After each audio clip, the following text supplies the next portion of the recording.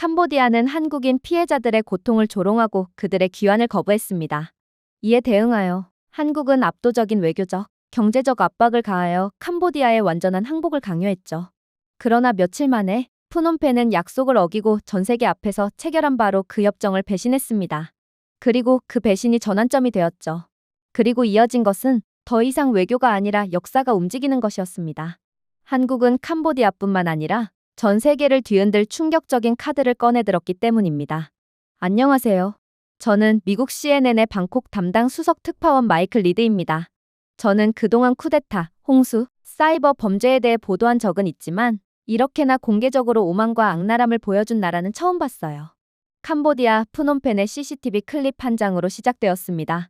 좁은 골목을 맨발로 질주하는 한 한국 학생이 경찰, 제발 도와주세요. 라고 외치며 어디론가로 도망가더군요.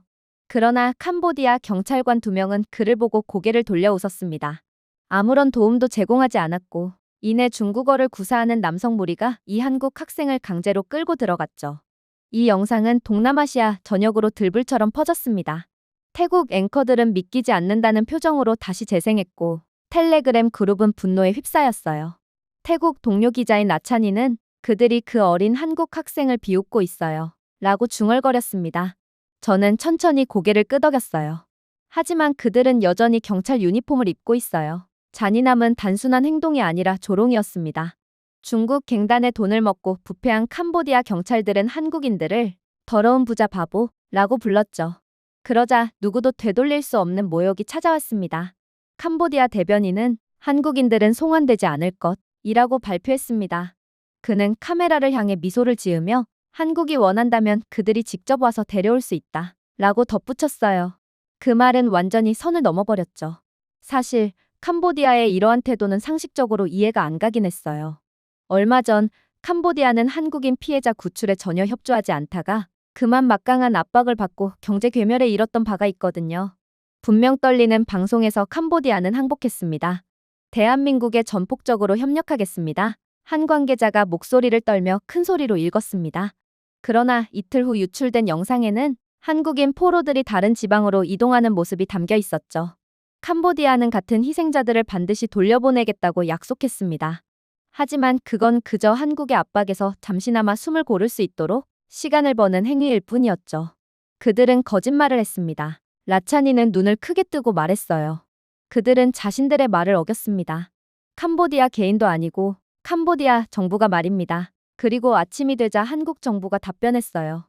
외교부에서 윤태곤 대변인은 기자들 앞에서 차분한 어조로 말했지만 분명하게 마무리했습니다. 그는 우리 국민에 대한 조롱을 용납하지 않을 것이라고 말했습니다. 다른 국가들이 행동하지 않더라도 우리만큼은 반드시 행동할 것입니다. 라는 문구는 아시아 뉴스룸 전체에 울려 퍼졌어요. 라찬이니 그건 분노가 아니었어요. 그건 정확한 선전포고였어요. 라고 속삭였던 기억이 납니다. 그리고 그 말이 맞았죠. 이재명 대통령은 즉시 통합 태스크포스를 승인했습니다. 한국의 국가정보원, 국방정보사령부, 경찰은 하나의 암호화된 지휘 체계를 구성했습니다. 하나의 목표는 해외에 있는 한국 국민을 보호하는 것이었죠. 전 세계는 이를 과잉 반응이라고 불렀습니다. 하지만 한국인들은 이를 책임이라고 불렀습니다. 캄보디아와의 무역 중단, 항공편 경로 감사 등 조용히 압박이 시작되었습니다. 48시간 만에 캄보디아의 통화 가치는 또다시 하락하고 투자 프로젝트는 동결되었죠. 캄보디아는 자신들이 밟아온 경제 괴멸의 전철을 다시 한번 밟게 된 것입니다. 그럼에도 캄보디아는 중국 갱단에 협조하는 데에 따른 범죄 수익이 이러한 경제 괴멸보다 훨씬 더 크다고 생각하는 오판을 했던 거였어요. 새벽이 되자 캄보디아 뉴스 채널은 어두워졌습니다. 푸놈펜에 도착한 한국의 무표기 항공편에 대한 소문은 현지 채팅방을 통해 퍼졌어요. 한국 외교관들이 봉인된 폴더를 들고 캄보디아 경찰 본부로 들어오는 모습이 목격되었습니다. 메콩강 건너편에는 군용 건물 근처에서 불빛이 깜빡이고 있었어요. 보이지 않는 것이 깨어나고 있던 것입니다. 다음 날 라찬이는 제 책상 위에 신문을 던졌습니다. 일면에서 캄보디아 정부는 다시 모든 것을 부인했더군요. 헤드라인은 캄보디아에는 사기 조직도 납치된 한국인도 없다 라고 주장했습니다. 그녀는 비웃었어요. 그들은 세상이 맹목적이라고 생각합니다. 캄보디아가 개발도상국인 약자에 속하긴 하지만 세상이 무조건 약자의 말을 믿어줄 거라 생각하죠. 저는 쓴 커피를 한 모금 마셨습니다. 지금껏 한국을 건들고도 잘 나간 국가는 단 하나도 없었어요. 그날 아침 늦게 저는 한국 지휘소에 들어갈 수 있었습니다. 깜빡이는 불빛이나 기가 막힌 것도 없는 매우 평범한 모습이었죠. 하지만 저는 그 평범함 속에서 특별함을 보았습니다. 중앙에는 아르구스라는 암호명의 사이버 팀장 기마린이 앉아 있더군요. 우리는 해커가 아닙니다. 라고 그녀는 부드럽게 말했습니다. 우리는 디지털 세계의 청소부입니다. 다른 사람들이 숨기는 것을 청소하죠. 그녀는 암호화된 교통 지도를 훑어보았습니다. 돈은 라오스, 미얀마를 거쳐 캄보디아로 돌아갑니다. 라고 그녀는 말했습니다. 그들은 이를 유령 네트워크라고 불러요.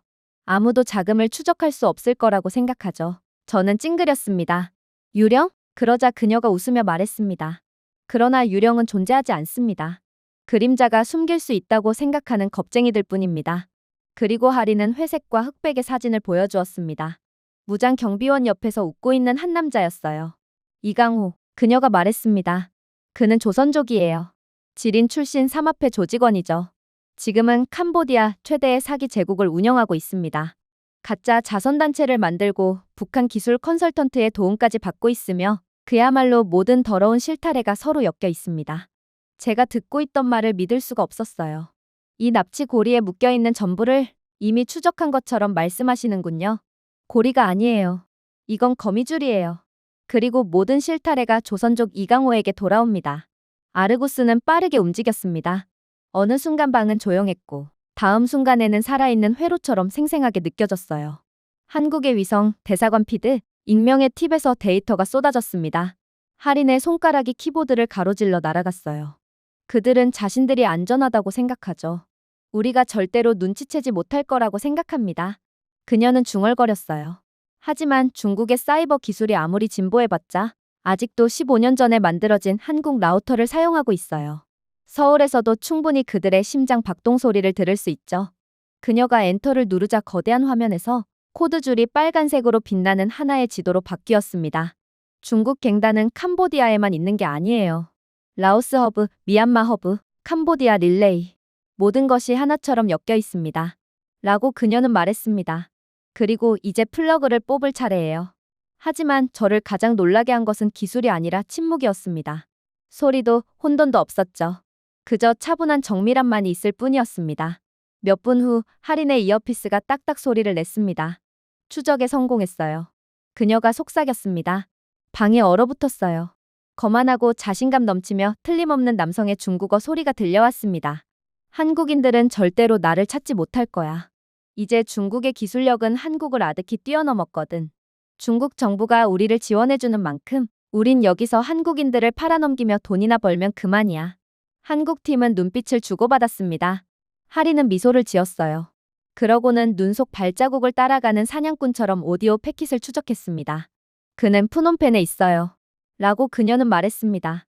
남쪽 통신중개소. 몇 분 만에 조선족 팀이 구축한 중국 갱단의 암호화된 파일이 무너지기 시작했습니다. 그들의 소위 유령 지갑이 사라졌어요. 조선족 이강호가 구축한 디지털 제국은 폭발도 경보도 없이 조용히 무너지기 시작했습니다. 그냥 사라졌을 뿐입니다. 범죄 자금도 그대로 동결되었죠. 이게 바로 그들이 한국을 건든 대가였어요. 하지만 더욱 충격적이었던 점은 따로 있었어요. 한국은 두수, 거의 세수 앞은 내다보고 있었기 때문이었습니다. 사실 중국 갱단들은 잊지 않고 있었어요. 지난번 한국에 도전했다가 그들의 전 조직망이 단 48시간 만에 완전히 무너졌기 때문이었습니다. 그래서 이번에는 달아났어요. 아무리 그들의 모든 불법 자금이 동결되고 기술적으로도 완전히 짓밟혔더라도 중국 갱단들은 일단 아무런 대응도 하지 않고 전부 도망갔습니다. 그들은 포장도로도 통신 신호도 닿지 않는 캄보디아의 밀림 깊숙한 곳으로 숨어들었어요. 구글 지도마저 중간에서 포기할 만큼 외딴 마을들이었습니다. 물론 납치된 피해자들과 함께 갔죠. 태국 기자 라차닌이 흐릿한 화면을 보며 말했습니다. 저 사람들은 밀림이 자신들을 숨겨줄 거라 믿고 있네요. 제가 대답했습니다. 위에 떠있는 위성의 절반이 누가 만든 건지부터 확인했어야죠. 수천 킬로미터 떨어진 대전, 그곳에서 한국의 엔지니어 이다성 박사가 수많은 데이터 스트림이 흐르는 콘솔 앞에 서 있었습니다. 그는 조용하고 침착하게 인간의 손 온도를 우주에서까지 감지할 수 있는 세계 최강의 알고리즘을 조정하고 있었어요. 그의 조수 하나가 다가와 말했습니다. 중국 갱단들이 나무 그늘 아래로 숨으려고 하네요. 그러자 이다성 박사는 미소를 지었습니다. 나무엔 잎이 있고 사람에겐 두려움이 있습니다. 그리고 우리는 그 두려움을 포착하는 기술력을 가지고 있죠. 2시간 뒤 위성 화면의 첫 번째 열 패턴이 잡혔습니다. 캄보디아 국경 일대에서 붉게 빛나는 12개의 점, 마치 불씨처럼 타오르고 있었습니다. 그건 바로 한국의 위성이 감지한 중국 갱단 12명의 열 신호였죠. 저는 방콕 주재 한국 대사관의 스크린을 통해 그 장면을 보았습니다. 푸른 밀림 속의 붉은 점들, 마치 예술 작품 같았어요. 이거 실시간인가요? 제가 묻자 한국 기술자가 고개를 끄덕였습니다. 4초마다 갱신됩니다. KAI-3 위성은 그들의 그림자보다 빠르거든요. 한국의 위성 기술은 전 세계 최강입니다. 서방의 분석가들은 처음엔 비웃었습니다. 그건 너무 과한 자신감이죠. CNN의 한 미국인 컨설턴트가 말했습니다. 위성이 밀림 속 사람을 볼 수 있을 리 없어요. 한국은 자연의 위대함까지 거스른다고요? 그러나 불과 몇 시간 후 한국은 오차 범위 1m 이하의 좌표 지도를 공개했습니다. 그리고 세계는 그저 바라볼 수밖에 없었죠. 좌표가 체포로 바뀌는 장면을 말입니다. 한 영국 기자가 제 옆에서 중얼거렸습니다. 우린 지금 미래를 보고 있어요. 그리고 그 미래는 한국어로 말하네요. 서울의 정보센터에서 이다성 박사는 간결한 브리핑을 했습니다. 우리는 추측하지 않습니다. 그는 담담히 말을 이었어요. 우리는 연민을 계산할 뿐이죠. 그 한 문장은 SNS를 타고 전 세계로 번졌습니다. 대부분의 국가의 기술은 통제의 도구였지만 한국의 기술은 책임이었습니다. 라차닌이 캄보디아 현지 온라인 포럼을 스크롤하며 말했어요. 이거 좀 보세요. 그녀가 가리킨 글에는 이렇게 쓰여 있었습니다. 한국인들은 모든 걸 봅니다. 우리가 밥 짓는 연기까지요. 라차닌이 긴장된 웃음을 터뜨렸습니다.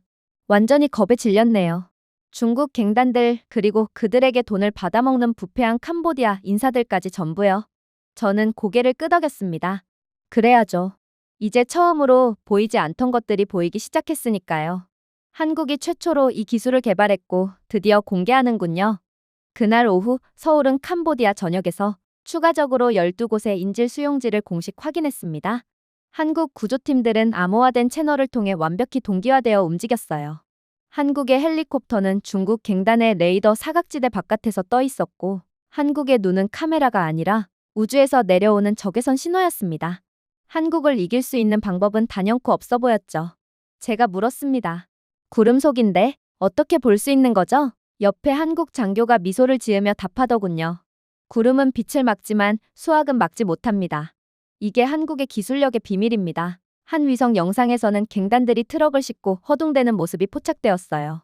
그들은 무전기로 소리쳤지만 통신은 이미 끊겨 있었습니다. 15분 전 한국의 아르구스 시스템이 그들의 주파수를 완전히 차단했기 때문이었습니다. 화면 속에서 한국인 특수부대 팀원의 목소리가 들렸어요. 목표 확보. 부수 피해 없음. 방안이 조용해졌습니다. 작전은 빠르고 정교하며 완벽했어요. 방송이 끝난 뒤 한 유럽방위 분석가가 말했습니다. 이런 수준의 협동이라니 현실 같지 않군요. 제가 웃으며 정정했습니다. 비현실적인 게 아닙니다. 한국적인 거죠. 그는 쓴웃음을 지으며 고개를 끄덕였습니다. 잠시 후 인질 전원이 안전하다는 보고가 들어왔습니다. 라차닌이 저를 향해 물었어요. 도대체 한국은 어떻게 이런 걸 계속 개발해내는 걸까요? 제가 잠시 생각하다가 대답했습니다. 아마 그들은 기술을 힘으로 보지 않기 때문인 것 같아요. 그들에게 기술은 의무입니다. 국민을 지킬 의무 말이에요. 그리고 남을 위해 만드는 기술은 돈을 위해 만드는 기술보다 훨씬 지능적일 수밖에 없죠. 그날 밤 한국의 통제센터는 한 장의 이미지를 공개했습니다. 위성에서 내려다본 캄보디아의 밀림 사진이었어요. 어둠 속에서 희미한 빛들이 점점이 박혀 있었습니다. 전부 중국 갱단 조직원들이었죠. 저는 호텔 발코니에 서서 저는 하늘을 올려다보았습니다.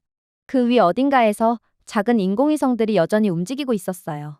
지켜보고 보호하며 약속을 지키고 있었죠.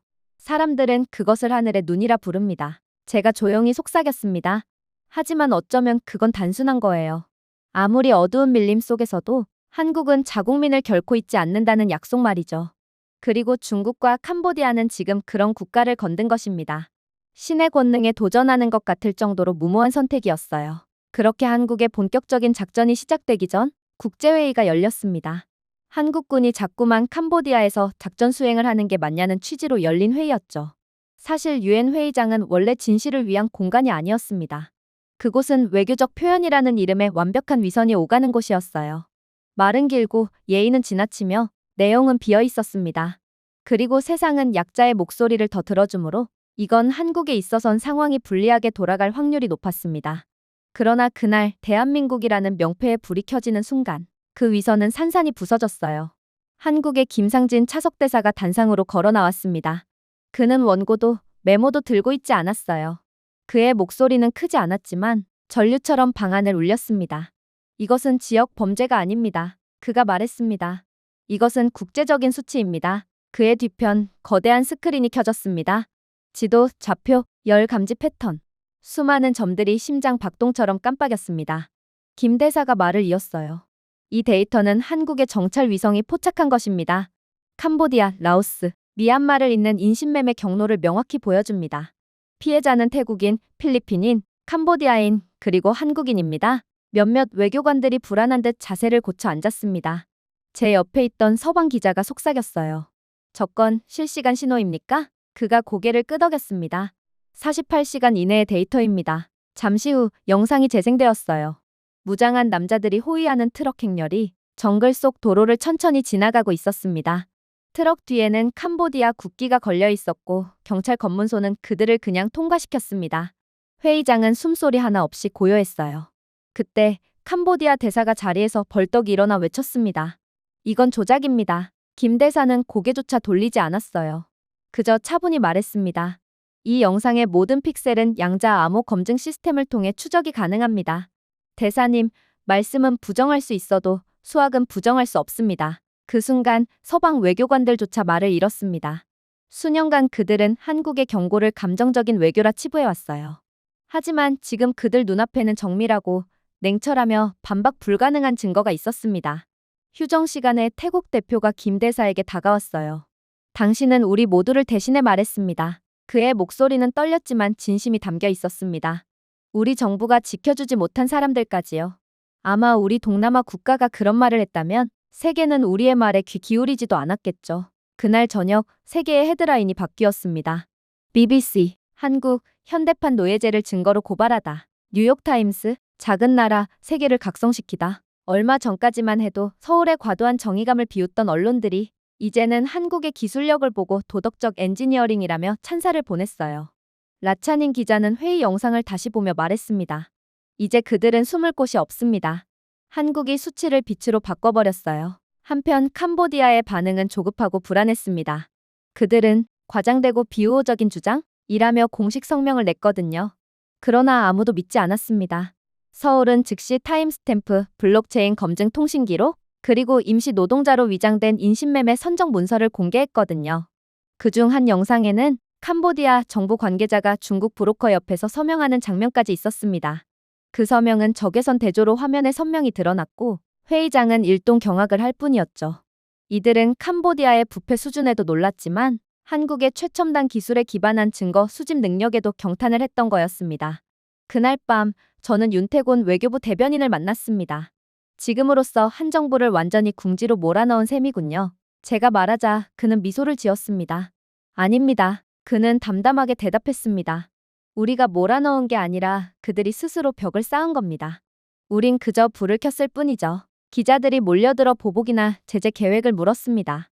윤 대변인은 고개를 저었어요. 우리는 처벌을 원하지 않습니다. 우리는 그저 진실을 원합니다. 그리고 세상은 그 진실을 볼 자격이 있습니다. 그의 목소리는 부드러웠지만 그 안엔 강철 같은 확신이 담겨 있었습니다. 그날 밤 저는 뉴욕의 비 내리는 거리를 걸으며 회의장을 뒤로 했어요.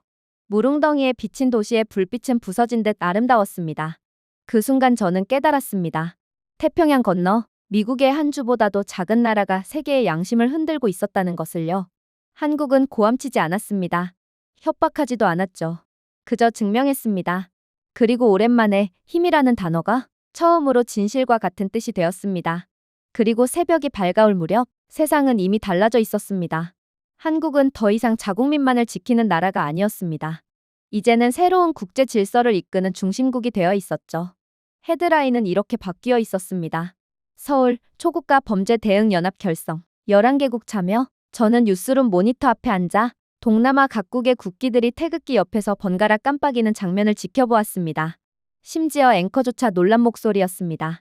아시아 민주국가가 주도하는 첫 범죄 공동 대응체입니다. 잠시 말을 멈춘 뒤 덧붙였어요.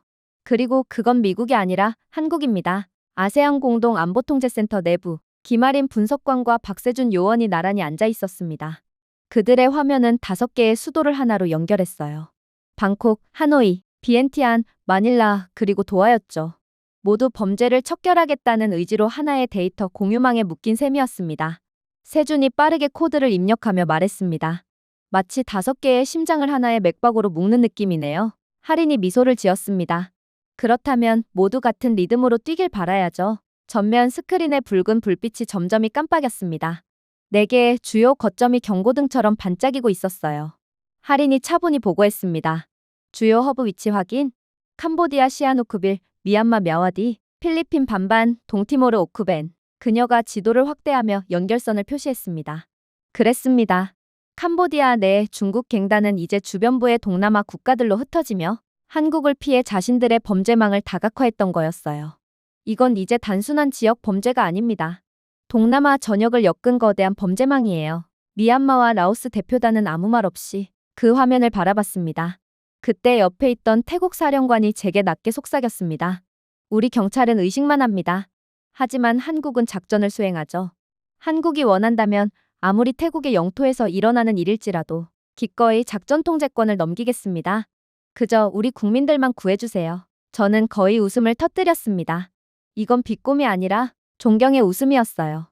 동남아 국가들은 정말 진심을 다해 한국을 존경하고 있었거든요. 며칠 뒤 한국의 AI 정찰 위성이 동남아 전역을 실시간으로 스캔하며 살아있는 지도를 만들었습니다. 궤도에서 내려다본 화면 속 빨간 선들이 마치 혈관처럼 대지를 따라 흐르고 있었어요. 각선 하나하나가 거래, 이동 혹은 위험에 처한 생명을 의미했습니다. 한국의 시스템은 단순히 추적하지 않았어요. 학습했죠. 그래서 더욱 무서웠습니다. 시간이 갈수록 진보하고 있었거든요. 그리고 현재는 범죄 조직이 움직이기 전에 이미 그들의 이동을 예측하는 수준에까지 이르렀습니다. 한 영국 분석가가 감탄하며 말하더군요. 한국은 범죄를 마치 날씨 예보처럼 읽고 있군요. 비 오기 전에 위험을 예측하는 나라라니 무슨 이런 나라가 다 있을 수 있죠? 그리고 뜻밖의 변화가 일어났습니다. 한국의 부상에 회의적이던 다른 아시아 국가들, 싱가포르, UAE, 카타르까지 하나둘 한국이 주도하는 연합에 합류했습니다. 그들의 외교관들은 한국의 지도력을 공개적으로 칭찬했어요. 한 카타르 특사가 기자회견에서 이렇게 말했습니다. 우리는 우리 관료보다 한국 엔지니어들을 더 신뢰합니다. 석유 왕국들이 한국의 알고리즘에 의존하는 장면은 정말 기묘하면서도 감동적인 광경이었어요. 그렇게나 자존심 세던 그들이 한국이 주도하는 질서에 고개를 숙이고 참여하는 것은 정말로 보기 드문 장면이었거든요. 한편 캄보디아는 고립되었습니다. 그들의 정부는 국가 주권 침해를 이유로 협조를 거부했습니다. 그러나 고립의 대가는 혹독했어요. 국제 원조 협의가 전면 중단되고 투자자들이 빠르게 철수했습니다. SNS에는 캄보디아 국민들이 직접 정부를 비판하기 시작했습니다. 한개시 글이 폭발적인 인기를 얻었어요. 다른 나라는 중국인 범죄자를 쫓는데 우리 정부만 그들을 지켜준다. 그 시각 통제센터에서 할인은 연합국 네트워크를 거대한 파노라마 스크린에 띄웠습니다. 모든 국가의 노드가 초록색으로 빛나고 있었지만 오직 캄보디아만 회색으로 깜빡이고 있었어요. 하나만 남았네요. 그녀가 낮게 말했습니다. 세준이 고개를 끄덕였습니다. 거기서 그들이 숨겠죠. 중국 갱단 말이에요. 할인은 대답하지 않았습니다. 다만 손에 쥔 태블릿을 더욱 세게 움켜쥐었어요. 잠시 후 서울 외교부 청사에서는 전 세계가 지켜보는 가운데 기자회견이 열렸습니다. 한국 외교부 장관이 단상에 올라 짧게 말했습니다. 이 연합은 힘의 문제가 아닙니다. 의무의 문제입니다.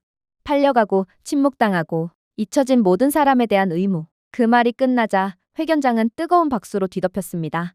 한국의 의도를 의심하던 기자들마저 자리에서 일어나 박수를 쳤어요. 그리고 그날 밤 저는 호텔 발코니에 서서 세상을 내려다보았습니다. 불과 며칠 전만 해도 무심하던 도시의 스카이라인이 지금은 뉴스 생중계 화면 속 빨간 점들로 반짝이고 있었습니다. 그 점 하나하나가 연합이 개입한 현장이었고 그곳마다 한 명씩 또 한 명씩 자유를 되찾은 피해자들이 있었습니다. 저 멀리 메콩강 건너편에서 라차닌이 조용히 말하더군요. 한국은 기술을 양심으로 바꿔버렸어요. 저는 고개를 끄덕이며 답했습니다. 그리고 그렇게 함으로써 그들은 아시아 전체를 하나의 심장으로 만들었죠. 어쩌면 한국이 세상을 바꿀지도 모르겠네요. 그렇게 한국은 명분과 전 세계적인 동의를 얻었습니다. 그리고 본격적인 작전이 시작하기 직전 어떤 음모가 조용히 시작되었습니다. 마치 폭풍이 불기 직전처럼요. 어느 날 아침 아세안 합동지휘본부의 절반 화면이 동시에 꺼졌습니다. 서버 침입입니다. 누군가 속삭였지만 기마린 요원은 고개를 저었어요. 침입이 아니라 삭제예요. 우리의 데이터가 유출된 것이 아니라 통째로 사라진 겁니다. 누군가 정확히 어디를 건드려야 할지 알고 있었던 거죠. 정오가 되자 소문이 퍼졌습니다. 완전히 붕괴된 줄 알았던 이강호의 옛 조선족 네트워크가 되살아났다는 겁니다. 그들은 이번엔 한국의 데이터를 엿보고 작전 내용을 전부 파악했어요. 그리고 돈으로 침묵을 사는 전략을 취하기 시작했죠. 그가 건넨 뇌물이 푸놈펜을 강처럼 흘러갔고 지역 장군들은 하루아침에 입장을 바꿨습니다. 서울에 보고하던 캄보디아 국경 초소들도 연락이 끊겼어요. 박세준 요원이 책상을 내리치며 말했습니다. 중국이 또 뇌물로 사람을 사네요. 하리는 한숨을 내쉬었습니다. 돈은 하루를 사죠. 그러나 기술력은 영원합니다. 우리 기술은 세대를 지킬 수 있어요. 일희일비하지 맙시다. 그러나 그 목소리에는 흔들림이 조금 있었습니다.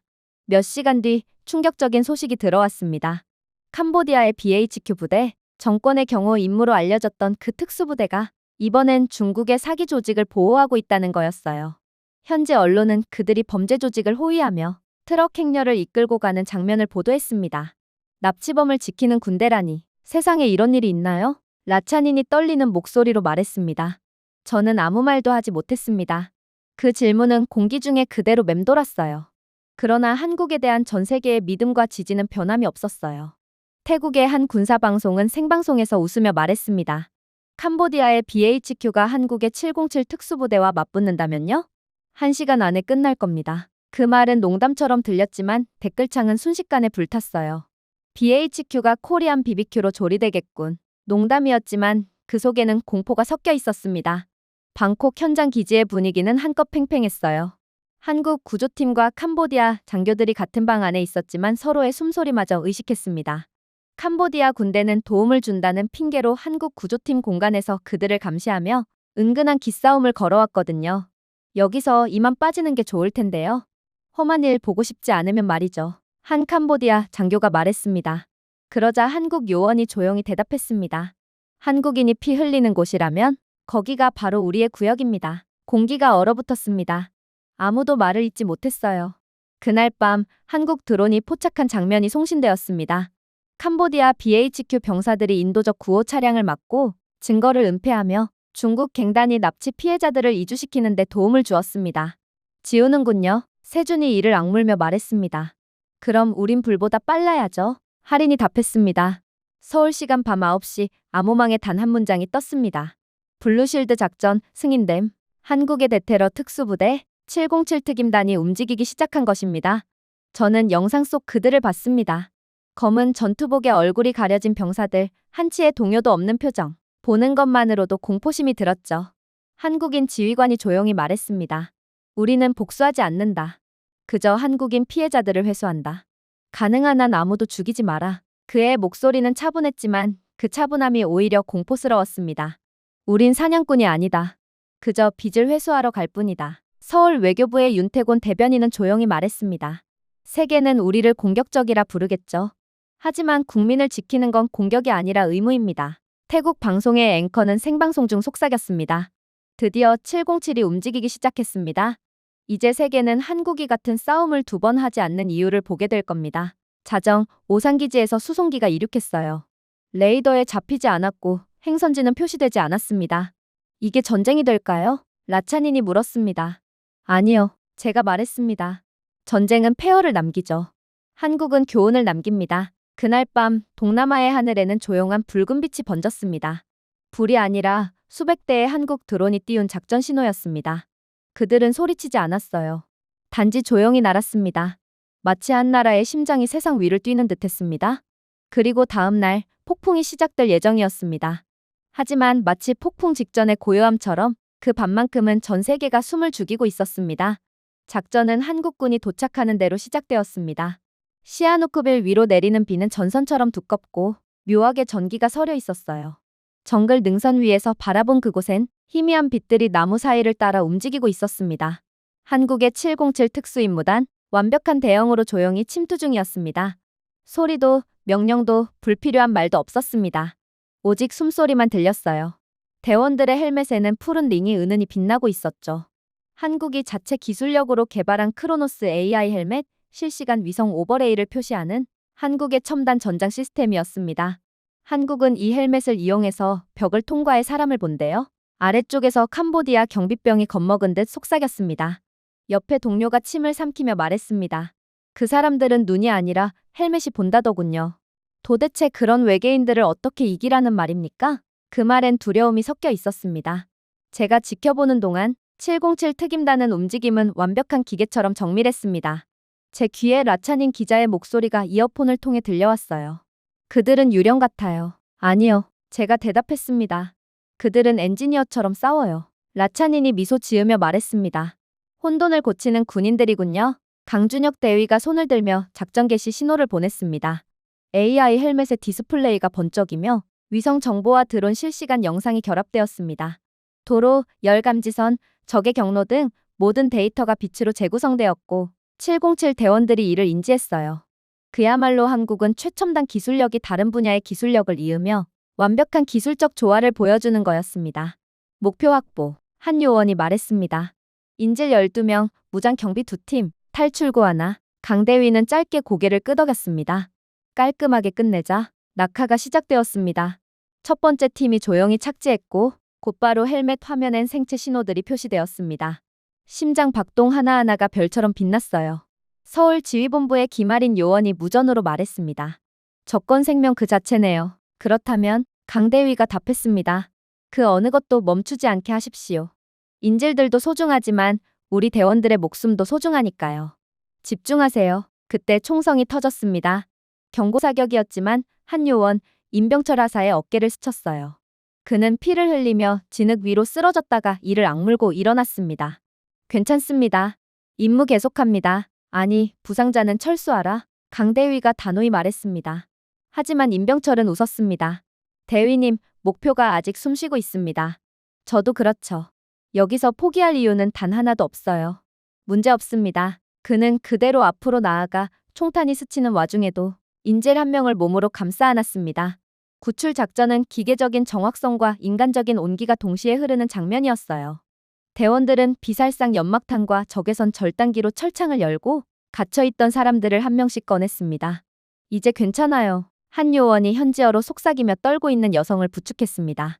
서로 언어는 통하지 않았지만 눈빛으로 모든 교감을 할 수 있었죠. 한국의 크로노스 시스템은 그 모든 장면을 기록하고 있었습니다. 전투 속에서도 연민을 설계할 수 있다는 걸 증명하듯이요. 저는 라차닌 기자와 함께 비를 맞으며 촬영했습니다. 한국군들은 마치 하나의 생각처럼 움직이네요. 감정이 약점이 아니라 방향이 되는 사람들이죠. 정말 특별한 사람들입니다. 제가 말했습니다. 라차닌이 고개를 끄덕였어요. 당신의 말대로 그들은 전쟁을 하는 게 아니군요. 맞아요. 제가 답했습니다. 전쟁을 해결하는 거죠.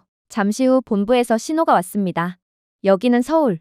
모든 국민을 위해 그 누구도 뒤처지지 않게 하라. 강대위가 숨을 고르며 대답했습니다. 명령 확인.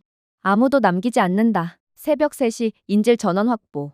헬리콥터가 저고도로 접근했고 레이더에는 잡히지 않았습니다. 이미 레이더에 잡히지 않는 한국 특허의 특수 소재로 만들어졌기 때문이었습니다. 그렇게 마지막 대원이 탑승할 때 강대위는 뒤를 돌아 정글을 바라보며 조용히 말했습니다. 임무는 끝났다. 하지만 이야기는 계속된다. 하늘 위에서 내려다본 정글은 다시 고요했습니다. 그러나 그 아래서는 인간의 존엄을 되찾는 장면이 있었어요.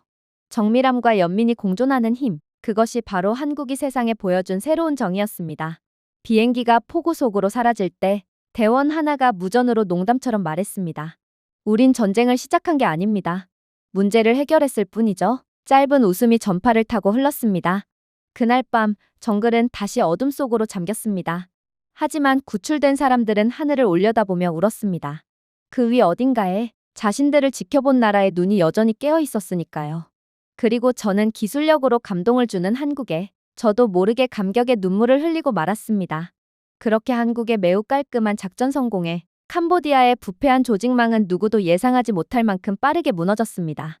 707 특수부대의 작전이 끝난 지 일주일, 남은 중국 갱단 두목들은 메콩강을 따라 북쪽으로 달아나고 있었어요. 미얀마로 도망치는군요. 라차닌이 생중계 화면을 보며 말했습니다. 또다시 정글에 숨어들면 살 수 있다고 생각하나 봐요. 제가 고개를 저었습니다. 이젠 정글도 한국의 눈을 피할 수 없습니다. 그리고 그걸 한국이 이미 증명했는걸요? 다른 국가라고 한국의 눈이 미치지 않을 거라고 생각하나 봐요. 태국 국경 근처의 지휘본부에서는 한국 연락팀이 여러 나라 장교들과 함께 작전을 조율하고 있었습니다. 무전기에서는 5나라의 언어가 뒤섞여 울려 퍼졌어요. 미얀마가 협조를 거부했습니다. 박세준이 보고했습니다. 김아린이 눈을 들며 말했습니다. 괜찮아요. 좌표를 그냥 보내세요. 그녀의 목소리는 차분하면서도 단호했습니다. 보면 이해할 겁니다. 우리가 뭘 준비했는지. 잠시 후 한국은 태국, 베트남, 미얀마 3나라 군대에 암호화된 데이터 패킷을 보냈습니다. 그 안에는 도주 중인 갱단 차량의 열신호, 위성교신 흔적, 생체 패턴이 정밀하게 기록되어 있었어요. 한 분석관이 낮은 목소리로 말했습니다. 한국이 3나라에 같은 눈을 준 겁니다. 그날 밤 한국의 드론들이 메콩강 위를 조용히 날았습니다. 하늘에서 내려다본 강물은 빛의 결로 반짝였고 열 감지 화면 속 붉은 점들이 물가를 따라 달리고 있었습니다. 목표 확인. 한국어 목소리가 들렸습니다. 대상 40명, 2열 대형. 북쪽으로 이동 중. 카메라가 확대되자 중국 갱단원들의 얼굴이 적외선에 선명하게 잡혔습니다. 세상에, 라차닌이 속삭였습니다. 빛이 그들을 쫓고 있어요. 1시간 뒤 태국 TV에서는 그 영상이 방송되었습니다. 자막에는 이렇게 적혀 있었습니다. 한국 정찰 정보, 3개국 합동 타격을 유도하다. 한 분석관은 생방송에서 말했습니다. 한국은 3나라의 실시간 좌표를 제공합니다. 이런 수준의 협력은 전 세계 어디에도 없습니다. 아니, 그 어떤 나라도 이 정도의 기술력과 작전 능력을 가지고 있지는 않아요. 또 다른 패널이 덧붙였어요. 서울이 공조라고 말할 때 그건 동기화란 뜻입니다. 그리고 캄보디아는 이런 나라를 감히 거스른 거예요. 한편 미얀마 국경을 넘어 도망친 중국인 잔당들은 여전히 자신들이 안전하다고 믿었습니다. 그러나 그들은 몰랐습니다. 한국이 이미 그들의 위성전화 통화를 감청하고 있었다는 사실을 말이죠. 라오스로 가지 마. 거기에도 그들이 있어. 절박한 중국어 목소리가 위성 신호를 통해 들려왔습니다. 정말로 그랬습니다. 라오스 국경에는 한국이 설치한 생체 감지 센서와 위장 카메라가 이미 작동 중이었습니다. 그들의 모든 발자국과 숨결이 실시간으로 기록되고 있었죠. 새벽녘 마지막 차량 행렬이 화면에 포착되었습니다. 세 그룹으로 흩어졌습니다. 할인이 보고했습니다. 하나는 라오스, 하나는 베트남, 하나는 상류 쪽입니다. 그리고 제가 물었습니다. 그녀는 조용히 미소 지었습니다. 모두 포위 완료입니다. 몇 시간 후 각국으로부터 보고가 도착했어요. 체포 47명, 구출 22명, 사상자 0명. 한치의 오차도 없는 결과였습니다. 옆에서 지켜보던 태국 장교가 감탄한 듯 중얼거렸습니다.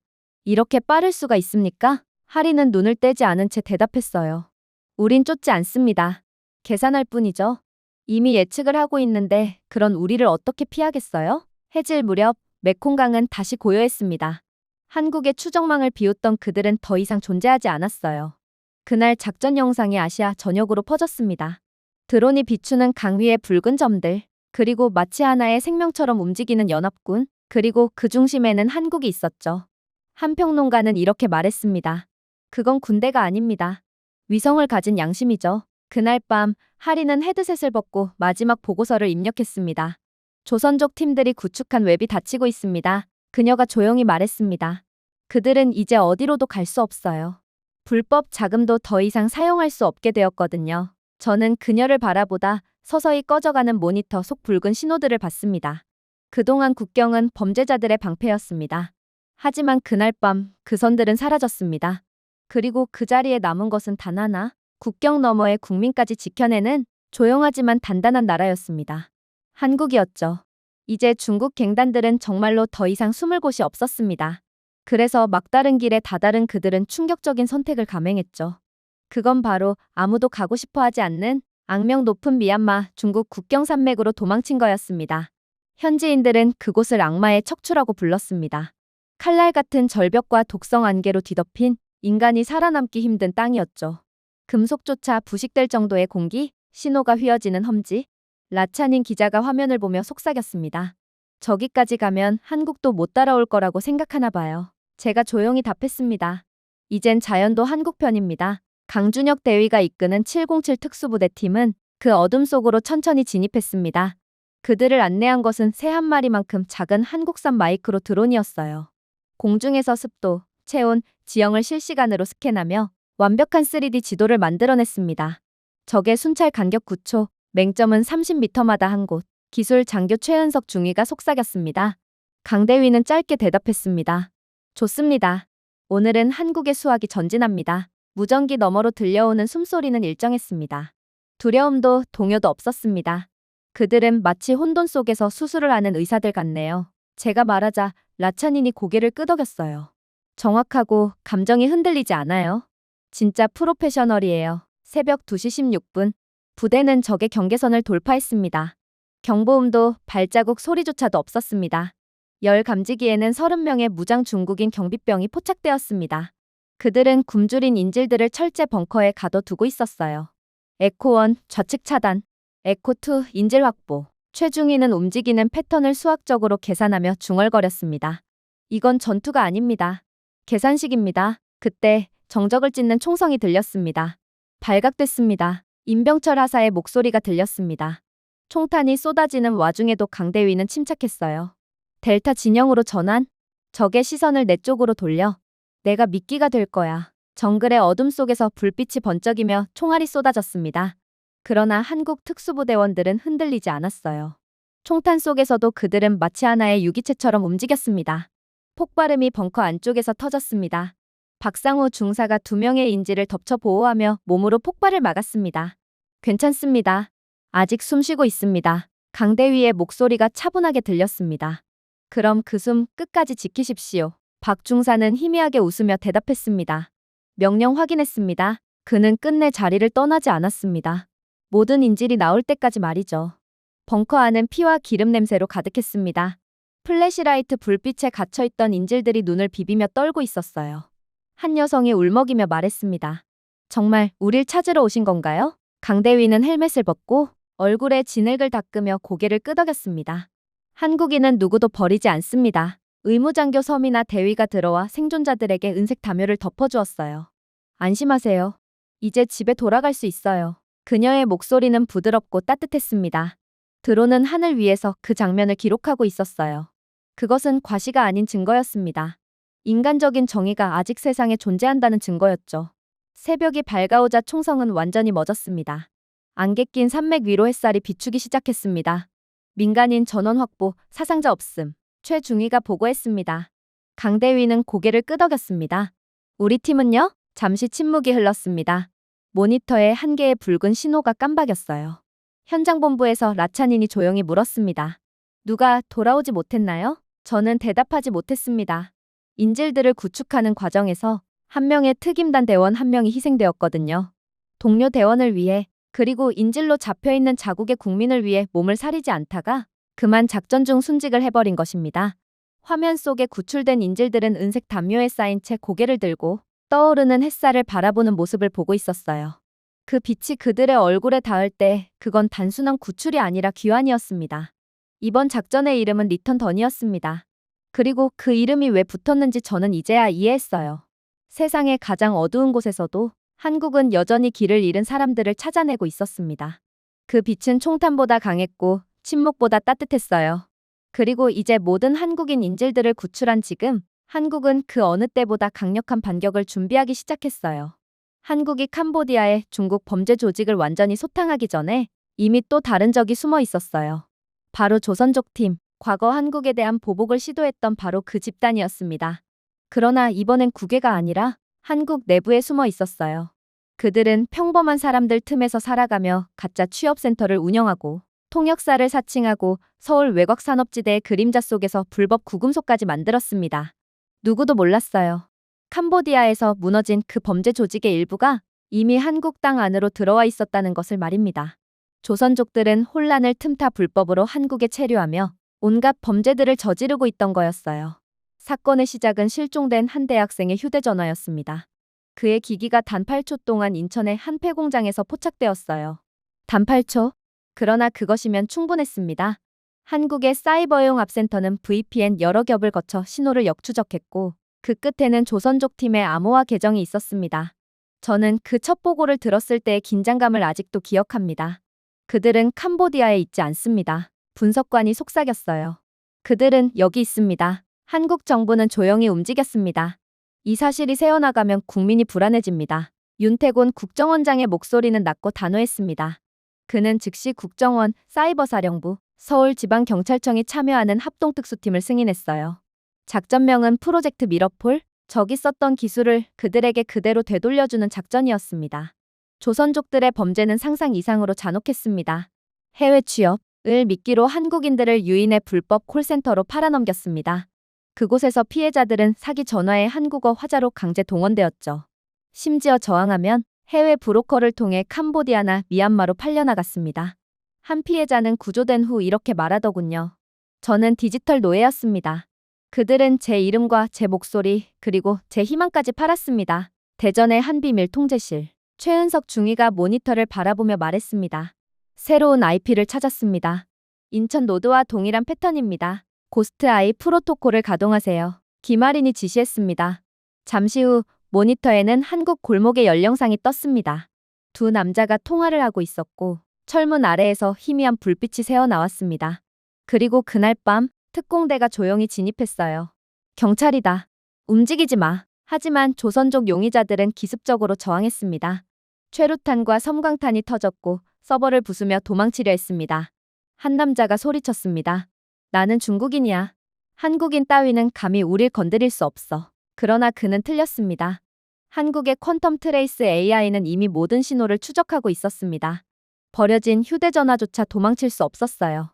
삭제된 데이터를 복원하자 충격적인 영상이 나왔습니다. 지하의 좁은 방들. 피해자들이 갇혀 있었고 그들의 목소리는 AI 사기 시스템의 음성 학습 자료로 쓰이고 있었습니다. 통제실 안은 정적에 휩싸였어요. 김아린이 입을 열었습니다. 그들은 한국인의 목소리를 훔쳐 한국인을 속이는 사기에 사용하고 있었군요. 그녀는 이를 악물며 말했습니다. 오늘 그걸 끝냅니다. 23시 47분 인천, 안산, 부산 동시 진입작전이 시작되었습니다. 대원들은 707 부대형 압축 외골격 슈트를 착용했어요. 최신 장비였지만 과시가 아닌 실전용이었죠. 한 대원이 말했습니다. 그들이 어둠 속에서 우릴 묻으려 했죠. 하지만 빛을 만든 게 누구였는지 잊은 모양입니다. 새벽이 밝았을 때 46명의 조선족 용의자가 체포되고 127대의 서버가 압수, 60명 이상의 한국인 피해자가 구출되었습니다. 압수된 데이터에는 중국 본토 조직과의 직접 연결 증거도 있었습니다. 아이러니했어요. 그들은 복수를 하러 한국에 들어왔지만 결국 한국의 시스템에 의해 자기 자신들이 지워졌습니다. 저는 뉴스 속 마지막 장면을 잊지 못합니다. 한 조선족 용의자가 끌려 나오며 중얼거렸습니다. 한국은 그냥 빠른 IT 국가인 줄 알았는데 기자가 냉정하게 대답했습니다. 그 빠름이 어떤 의미인지 이제 아시겠죠? 그날 아침 윤태곤 원장이 기자회견을 열었습니다. 이제 우리 집안에는 아무도 숨어 있지 않습니다. 그것은 단순한 승리가 아니었습니다. 정의의 복원, 기술의 양심화, 그리고 인간의 존엄을 지켜낸 역사적 순간이었어요. 그날 밤 저는 서울의 불빛을 바라봤습니다. 그 빛은 말이 없었지만 분명히 전하고 있었습니다. 한국은 감시를 통제의 수단이 아니라 구원의 도구로 만들었고 지능을 무기로가 아닌 정의의 언어로 바꿔놓았다는 것을요. 그리고 중국 갱단을 돕던 조선족 팀이 완전히 박살나자 이제 전장은 본격적으로 한국이 주도하기 시작했어요. 마지막까지 살아남은 중국 갱단들은 부서진 채 자신들의 돈을 암호화 위장된 이름 뒤에 숨기려 했지만 그들은 더 이상 북한 및 조선족 사이버 부대원들의 도움을 받을 수 없었거든요. 그리고 한국은 이미 그러한 마지막 남은 불법 자금의 자취를 끝까지 추적하고 있었고 해외의 가짜 거래소, 암호화된 채널, 눈 감은 척하는 국가들까지 모두 한국의 눈을 피할 수 없었습니다. 서울 사이버사령부의 거대한 전산실에서 사이버 사령관 김아리는 수많은 데이터 스트림이 떠다니는 스크린 앞에 서 있었습니다. 그 빛의 점 하나하나가 타깃이었어요. 거래계좌, 암호화폐 지갑, 전부가 말이죠. 우리는 그들을 쫓는 게 아닙니다. 그녀가 헤드셋을 고쳤으며 말했습니다. 그들의 선택지를 지워버리는 거죠. 저는 취재 감시 구역에서 그 장면을 지켜보고 있었습니다. 방 안에는 키보드 탁건음과 서버의 낮은 진동음만 울리고 있었어요. 한국의 엔지니어들은 마치 수술실의 의사처럼 움직였습니다. 하데스 네트워크 가동 완료. 한분석관이 보고했습니다. 6개국, 12개의 거래 노드 연결 확인. 김아린 사령관이 고개를 끄덕였습니다. 진행하세요. 몇 초 후 6개국에서 총 120개의 중국 불법 자금 암호화폐 지갑이 동시에 동결되었습니다. 화면이 붉게 깜박이며 수학적으로 정밀한 코드가 실행되었습니다. 4억 달러 상당의 몸값, 마약 자금, 무기 자금이 단 한 줄의 코드로 사라졌어요. 훔친 것이 아니라 삭제된 것입니다. 그 순간 전 세계의 암호화 채팅방이 패닉에 빠졌습니다. 통역된 중국어 메시지들이 스크린에 뜨기 시작했어요. 누가 공격하는 거야? 한국이야. 그들이 우리 체인 안에 들어왔어. 모두 꺼. 지금 당장. 김아린이 미소 지었습니다. 이미 늦었어. 새벽 2시 암시장의 서버들이 하나씩 끊겨 나가기 시작했습니다. 한국의 알고리즘이 유령 신호처럼 그들의 내부 시스템으로 침투했기 때문이었어요. 한분석관이 숨죽이며 말했습니다. 이제 그들은 자기 자신을 공격하고 있습니다. 김아리는 차분하게 대답했습니다. 그게 바로 거울 논리의 아름다움이죠. 한국의 기술은 적진 깊숙이 침투하여 한복판에서 숨어버림으로써 적이 서로 싸우게 유도하거든요. 이번 작전에는 6개국이 참여했습니다. 태국, 베트남, 말레이시아, 필리핀, 라오스, 싱가포르였죠. 모두 서울을 중심으로 하나의 통합 시스템, 아르고 링크 아래에 연결되었습니다. 단순한 협력이 아니라 완벽한 지휘였습니다. 캄보디아에서는 상황이 더욱 처참했어요. 갱단을 감쌌던 부패한 장관들이 자신들의 계좌가 사라지는 것을 보고 절규했습니다. 우리 자금이 전부 사라졌어. 해외 계좌까지. 반대편에서 들려온 목소리는 냉정했습니다. 서울을 조롱하지 말았어야 했죠. 그 순간 한국의 엔지니어들이 코드 한 줄 한 줄로 범죄 제국을 무너뜨리는 모습은 전쟁이라기보다 혼돈 속에서 질서를 되찾는 우주의 법칙 같았습니다. 곧이어 2단계 명령, 금융봉쇄가 시작되었습니다. 서울에서 국가안보실장 윤태곤이 영상통신으로 등장했어요.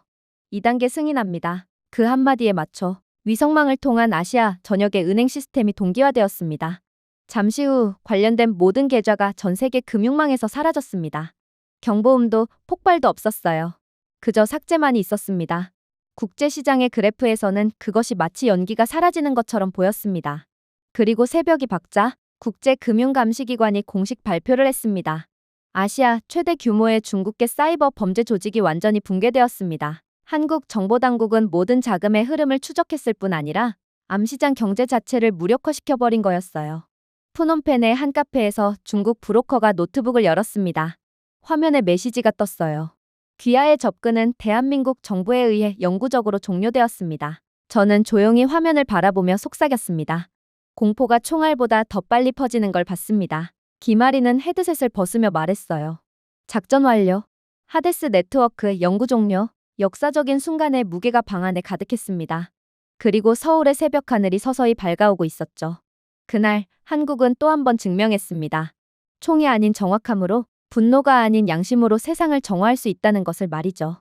그리고 마침내 사이버 전쟁이 끝났을 때 많은 사람들은 한국이 이제 멈출 거라고 생각했습니다. 사실 한국은 중국 갱단들을 완전히 말살시켰거든요. 캄보디아의 부패한 인사들까지 전부 다 말이죠. 하지만 한국은 멈추지 않았습니다. 한국은 마지막 남은 히든카드가 있었기 때문이었습니다. 사실 그동안 한국은 캄보디아에 세계에서 가장 많은 인도적 지원을 제공한 나라였습니다. 매년 2억 2천만 달러, 캄보디아 학교, 식수 정화 시스템, 농업 지원, 의료 인프라 등 캄보디아의 수백만 명이 그 도움으로 살아가고 있었어요. 그리고 30년 만에 처음으로 서울은 그 모든 지원을 멈췄습니다. 반응은 즉각적이었습니다. 그날 밤 푸놈펜 무역부 청사에서는 두 장관이 고성을 질렀어요. 그들이 감히 이렇게 할 수 있습니까? 무역부 장관이 책상을 내리쳤습니다. 재무장관은 얼굴이 창백해진 채 대답했어요. 한국은 이미 그렇게 했습니다. 모든 계좌가 동결됐습니다. 모든 선적이 중단됐어요. 심지어 비료 수입마저 멈췄습니다. 캄보디아 밖의 거리는 이상하리만큼 조용했습니다. 그날 아침 캄보디아 리에라는 6% 폭락했고 해가 지기도 전에 환전소에서는 달러가 완전히 사라졌어요. 저는 방콕의 뉴스룸에서 첫 속보를 지켜봤습니다. 한국의 대 캄보디아 원조 중단, 공포 확산. 화면에는 캄보디아의 방직 공장들이 하나둘 멈춰서는 장면이 나왔습니다. 그 공장들은 한국이 지어준 전력망으로 운영되던 곳이었습니다. 노동자들이 도시락을 든 채 문 닫힌 공장 앞에 멍하니 서 있었어요. 옆에 있던 한동남아 경제분석관이 중얼거렸습니다. 한국은 무기를 쓴 게 아닙니다. 그들은 기억을 사용했죠. 제가 물었습니다. 기억이요? 그는 씁쓸히 웃었습니다. 캄보디아에 누가 그들의 기반을 만들어줬는지 상기시킨 겁니다. 서울에서는 윤태곤 실장이 차분하게 기자회견을 열었습니다. 이것은 보복이 아닙니다. 우리는 분노가 아닌 원칙에 따라 행동합니다. 한국을 존중하지 않는 국가는 우리의 존중을 결코 받을 수 없습니다. 그의 목소리는 낮았지만 단단했어요. 한국은 소리치지 않았습니다. 그저 손을 걷어들였을 뿐이었어요. 결과는 외과 수술처럼 정밀했습니다. 48시간 만에 캄보디아의 연료 비축량이 27% 감소했습니다. 부산에서 보내던 정유 지원이 멈췄기 때문이었습니다. 시엠립에서는 한국 기업 장비가 멈추면서 건설이 중단됐어요. 3일째 되던 날, 세계 주위 모바일 데이터가 끊겼습니다. 아예 인터넷조차 할 수 없게 된 거였죠. 그 통신망을 관리하던 엔지니어들이 모두 한국인이었기 때문에 캄보디아는 21세기의 인간이 마땅히 누려야 할 기본적인 인프라조차 누리지 못하게 되어버렸어요. 마치 구석기 시대로 회귀한 것 같은 느낌마저 자아냈죠. 의료 시스템도 순식간에 무너졌습니다. 한국이 제공하던 의약품이 캄보디아 필수 의약품의 70%를 차지하고 있었기 때문입니다. 캄보디아 병원들은 항생제를 배급제로 전환했어요. 정말 아이러니했습니다. 그들을 살려주던 시스템의 정밀함이 이제는 그 부재마저 치명적으로 만들고 있었거든요. 아세안 경제포럼에서 싱가포르의 한 경제학자가 말했습니다. 이것은 외과적 외교입니다. 한국은 파괴하지 않았습니다. 그저 전원을 뽑았을 뿐이죠. 이런 방식은 한국이 전 세계 최초로 실행했고 아마 이젠 모두가 한국의 방법을 따라하겠죠. 태국 기자 라차니는 생방송 중 저를 바라보며 속삭였습니다. 한국이 재채기하면 인도차이나가 흔들립니다. 그러나 이 수치와 통계 뒤에는 인간의 이야기가 있었어요. 톨레삽 호수의 한 작은 어촌 마을, 그곳에는 한국이 세워준 정수기와 태양광 조명이 있었습니다. 그 불빛이 그 주에 꺼졌습니다. 한 노어부가 기자에게 말하더군요. 우리에겐 우리 정부가 아니라 한국이 빛을 주었어요. 그 말은 SNS를 통해 퍼져나갔고 캄보디아 시민들의 분노는 한국이 아닌 자신들의 정부를 향했습니다. 이제 캄보디아 국민들은 한국이 자신들을 벌준 게 아니라 캄보디아 정부의 오만함이 자신들을 고통스럽게 만들었다는 것을 아주 잘 알게 되었거든요. 그리고 곧 캄보디아 총리는 긴급회의를 소집했습니다. 나중에 유출된 회의 녹음에는 이런 대화가 있었어요. 어떻게 이렇게 빨리 무너질 수 있지? 그래, 캄보디아 개방도상국이긴 하지. 그러나 하나의 국가잖아. 도대체 어떻게 이렇게 빨리 무너질 수가 있단 말이야? 우리가 그들을 과소평가했습니다. 우리는 한국이 우리를 필요로 한다고 착각했죠. 그러나 진실은 반대였습니다. 한국은 캄보디아를 필요로 한 적이 없었습니다. 그저 도와줄 수 있었기에 도왔던 것입니다. 수십 년간 한국인 기술자, 의사, 자원봉사자들이 캄보디아에 학교를 세우고 병원을 짓고 통신망을 만들었어요. 하지만 그 대가로 받은 것은 아무것도 없었습니다. 그러나 그런 그들이 납치되고 조롱당하자 한국은 폭력이 아닌 품격으로 대응했습니다. 그 주의 마지막 날, 푸놈펜의 불빛은 하나둘 꺼졌어요. 한국 원조? 라고 적힌 광고 간판들은 모두 철거되었죠. 그러나 사라지지 않은 것이 하나 있었습니다. 그건 바로 존경이었습니다. 심지어 한국을 비난하던 사람들조차 이제 깨달았습니다. 조용한 힘은 절대 얕보아서는 안 된다는 것을 말이죠. 한국인들이 항상 품격 있고 예의 바르게 행동한다고 해도 그들을 만만하게 보고 건드려선 절대로 안 됐던 것입니다. 그리고 그날 밤 저는 방송 스튜디오에서 푸놈펜의 공허한 시장 영상을 보며 내레이션을 했습니다. 한국은 캄보디아를 공격한 것이 아닙니다. 그저 착함이 약함을 의미하는 것은 아니라는 것을 상기시켰을 뿐입니다. 총성도 시위도 없었어요. 그저 오만의 대가로 무너지는 한 나라의 정적만이 있었습니다. 그 침묵 속에서 깨달음이 울려 퍼졌습니다. 한국의 힘은 지배가 아닌 절제와 품격, 그리고 결과에 있었습니다. 그날 밤 푸놈펜은 드디어 깨달았어요. 한국이 물러설 때 세상은 흔들린다는 것을 말입니다. 하지만 너무 늦었어요. 캄보디아는 이미 한국의 뒤통수를 쳤고 한국은 두 번 뒤통수를 맞을 만큼 바보 국가가 아니거든요. 그저 착한 국가일 뿐이지 만만하거나 호구 국가는 아니기 때문입니다. 이로써 한국은 모든 것을 얻었지만 캄보디아는 모든 것을 잃었어요. 한국은 광고 한 번 하지 않고 그들의 기술력, 작전 수행 능력, 압도적인 저력을 전 세계에 알렸어요. 그러나 캄보디아는 중국 갱단의 나라 자체가 휘둘리는 불량 국가라는 것을 전 세계에 알릴 뿐이었죠. 제가 준비해온 내용은 여기까지입니다. 끝까지 시청해주셔서 진심으로 감사드리며 여러분들의 구독과 좋아요, 알림 설정은 영상 제작에 큰 힘이 됩니다. 이상 세모튜브였습니다.